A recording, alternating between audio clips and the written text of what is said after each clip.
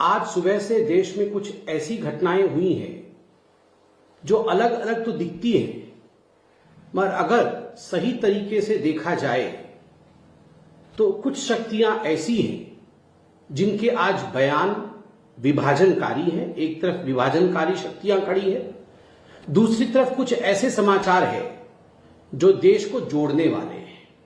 इन दोनों को यहां अपने अपने परिप्रेक्ष्य में रखना आवश्यक है।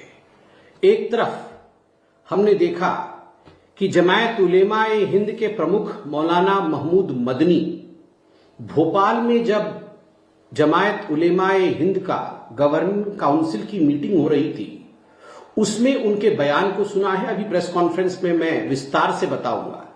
दूसरी ओर हमने देखा है किस प्रकार SIR को लेकर अखिलेश यादव जी ने अपने कार्यकर्ताओं के साथ मीटिंग की और मीटिंग के पश्चात जिस प्रकार का बयान अखिलेश यादव जी ने दिया है वह न केवल भ्रामक है मगर वह भी विभाजनकारी है।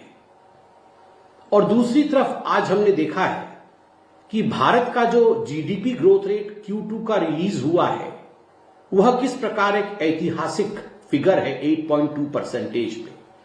इन सभी विषयों पे आज हम चर्चा करेंगे इस प्रेस वार्ता में कि देश की विघटनकारी शक्तियां किस प्रकार देश की अच्छाइयों के ऊपर काला साया मंडराना चाहती है, काले बादल से उसे ढक देना चाहती है, मगर देश की जनता ऐसा होने नहीं देगी।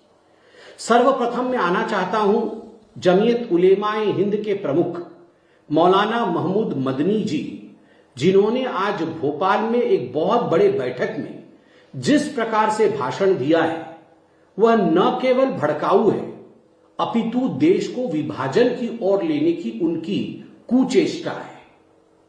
उनका कहना कि जिहाद होना चाहिए, जब जब जुल्म होगा तब तब जिहाद होगा, मुझे लगता है यह बहुत ही अनुचित शब्द है, बहुत ही अनुचित वाक्य है। और जिहाद के नाम पर जिस प्रकार से लोगों ने भारतवर्ष में ही नहीं भारतवर्ष के बाहर भी आतंक फैलाया जिहाद के नाम पे, वह हमने देखा है। तो स्वाभाविक रूप से यह कहना कि भारत में जिहाद होगा एक बहुत ही इर्रेस्पॉन्सिबल, गैर जिम्मेदारी से भरा हुआ एक वचन है। दूसरा जो मौलाना महमूद मदनी ने कहा वह था कि सरकार के दबाव में, भारत सरकार की दबाव में भारत की अदालतें काम करती है और सुप्रीम कोर्ट को भी सुप्रीम कहलाने का कोई अधिकार नहीं है। सुप्रीम कोर्ट हमारे केसेस को एडमिट कैसे करती है? सुप्रीम कोर्ट 3 तलाक पे सुनवाई कैसी करती है? सुप्रीम कोर्ट मंदिर मस्जिद वाले विषय पर सुनवाई कैसे करती है? इन विषयों पर बोलते हुए मदनी साहब ने कहा कि सुप्रीम कोर्ट को भी सुप्रीम कहलाने का कोई अधिकार नहीं है। मैं तो सुप्रीम कोर्ट से गुजारिश करूंगा, मैं भी एक साधारण नागरिक हूं, आप भी नागरिक हैं, कि यदि सुप्रीम कोर्ट के ऊपर कोई साधारण नागरिक भी इस प्रकार की टिप्पणी करता है तो supreme court suo motu cognizance ले सकता है। सुप्रीम कोर्ट खुद इसकी सुनवाई कर सकता है, क्योंकि आगे चलकर अगर इतने बड़े नेता, एक कौम के इतने बड़े नेता इस प्रकार की बात कह के लोगों को बरगलाने की कोशिश करें, सुप्रीम कोर्ट के विरोध लोगों को भड़काए, तो स्वाभाविक रूप से it demeans the stature of Supreme Court. I firmly believe that the Supreme Court should take a cognizance of what mister Madani has said today. इस देश में सुप्रीम कोर्ट हर उस केस की सुनवाई करती है जो जनता जनार्दन सुप्रीम कोर्ट के देवड़ी पर लेकर जाती है। इसमें कौन सा हिंदू का केस है, कौन से मुसलमान के केस है, इसके तरजीह पर सुप्रीम कोर्ट कभी भेदभाव नहीं करती है। तीसरा विषय, बड़े दुख के साथ मुझे कहना पड़ रहा है कि मौलाना मदनी जी ने भोपाल के अपने उस भाषण में यह भी कहा कि जो मुर्दा कौमें हैं वो झुक जाती है, वो सरेंडर कर देती है, और जो जिंदा कौम है वो आवाज उठाती है, वो आंदोलन करती है। और उदाहरण दिया वंदे मातरम का, कि लोग वंदे मातरम बुलवाना चाहते हैं और मुर्दा कौमें झुक जाती है और जिंदा कौमें झुकती नहीं है। मैं मदनी साहब को याद दिलाना चाहूंगा और कहना चाहूंगा कि मदनी साहब, वंदे मातरम किसी धर्म का नहीं है।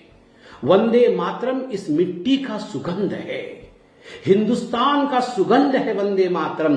हिंदुस्तान की वह बोली है, मां भारती की वह बोली है वंदे मातरम, जिस बोली को अपनाते हुए न जाने कितने असंख्य लोगों ने अपना बलिदान दिया ताकि आज हम स्वाधीनता के सांस को, स्वाधीनता के वातावरण में हम सांस ले सके, ताकि हम स्वतंत्र हो सके। और यह जो साल चल रहा है, यह वंदे मातरम का 150वां वर्षगांठ साल चल रहा है। अर्थात वंदे मातरम को बंकिम चंद्र चट्टोपाध्याय जी द्वारा लिखे हुए 150 वर्ष 1875 में लिखा गया था, उसे लयबद्ध 1876 में रविंद्रनाथ टैगोर जी ने किया था। 1950 में उसे नेशनल सॉन्ग के रूप में स्वीकार किया गया था। और आज जब हम वंदे मातरम को प्रतिष्ठित कर रहे हैं, उसका महिमा मंडन कर रहे हैं, आज हम जब उसे पूरे देश में गा रहे हैं, तो इसमें जिंदा कौम और मुर्दा कौम ला करके वंदे मातरम के खिलाफ भड़काना, यह मदनी साहब और उनके साथियों का विभाजनकारी नीतियों को ही दर्शाता है। मुझे तो बड़ा आश्चर्य लगा है कि मदनी साहब ने आज यह भी कहा है कि मुसलमानों के लिए जिहाद बहुत पवित्र है, और जब भी उनको लगता है कहीं जुल्म हो रहा है तो वो जिहाद करना चाहिए। मुझे लगता है इस प्रकार के शब्दों से, इन शब्दों के प्रयोग से कहीं न कहीं हिंदुस्तान की जो मूल भावना है, हिंदुस्तान का जो मूल मंत्र है, सबका साथ, सबका विकास, सबका विश्वास और सबका प्रयास, उस पर कुठाराघात होता है। मदनी साहब को इस प्रकार के वचनों का प्रयोग नहीं करना चाहिए। हम घोर निंदा करते हैं इस प्रकार के उनके बयानों का। साथ ही आज अखिलेश यादव जी ने भी कोई कोर कसर नहीं छोड़ा, भ्रामक वक्तव्यों को फैलाने की कोशिश की एसआईआर को लेकर। और अखिलेश यादव जी ने कहा एसआईआर होगा तो आरक्षण समाप्त हो जाएगा, नौकरी चली जाएंगी, महंगाई बढ़ जाएगी। मुझे तो लगता है एसआईआर के विषय में अखिलेश यादव जी को ट्रेनिंग लेनी चाहिए। एसआईआर क्या है, एसआईआर किस प्रकार होता है, और एसआईआर क्यों होता है, स्पेशल रिवीजन क्या होता है, समरी रिवीजन क्या होती है, इन सब विषय में पहले अखिलेश यादव जी को राजनीति से पहले उस पर शिक्षा प्राप्त करनी चाहिए। कैसे नौकरी चली जाएगी? एसआईआर होने से किसी की नौकरी कैसे चली जाएगी? एसआईआर से आरक्षण छिन जाएगा? किस विषय को किस विषय से जोड़ रहे हैं? मुझे तो आश्चर्य लगता है इस बात से, और मुझे इसमें तनिक भी संदेह नहीं है, कोई संकोच नहीं है कहने में कि चाहे वो अखिलेश यादव जी हो, चाहे वो राहुल गांधी हो, चाहे वो ममता बनर्जी हो, ये सारे लोग चुनाव लड़ने से पहले ही हार मान जाते हैं।